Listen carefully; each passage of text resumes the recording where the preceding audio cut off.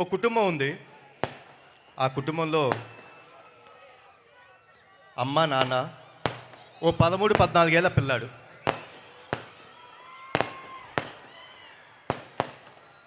ప్రతిరోజు అమ్మ నిద్రలేసి పని చేస్తుంది. నాన్న చిన్న బిజినెస్కి వెళ్తాడు.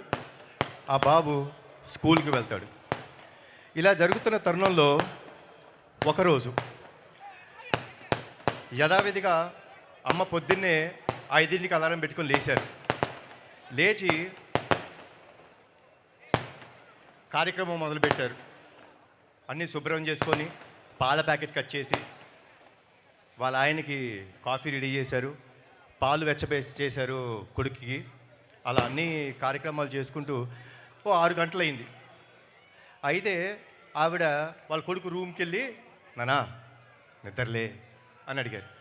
అమ్మా 6 కదా అయింది, ఓ 10 నిమిషాలు పడుకుంటానమ్మా అని అడిగాడు.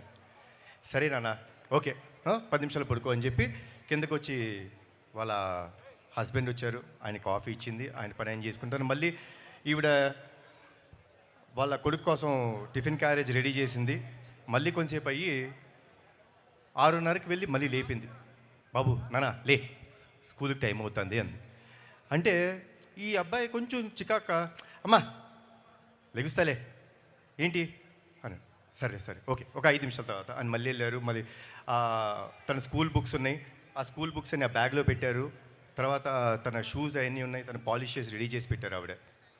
మళ్ళీ ఒక 6:30, 6:45 ఆ టైంలోకి వెళ్ళి, నాన్న లేనన్న టైం అయిపోతుంది, 6:45 అయిపోయింది, 7:30కి నీ బస్సు రెడీగా ఉంది అని చెప్పారు.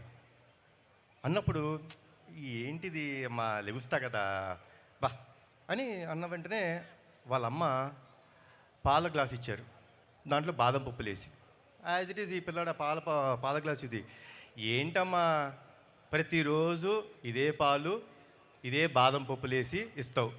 అయ్యా మా ఫ్రెండ్స్ అందరూ వాళ్ళు ఏం తాగుతారో తెలుసా, బూస్టు హార్లిక్స్ అవన్నీ తాగుతారు, లేకపోతే షుగర్ వేసి ఇస్తారు, షుగర్ లేకుండా ఇస్తున్నాం, ఏంటిది అని కొంచెం వాయిస్ రేజ్ చేసి మాట్లాడు.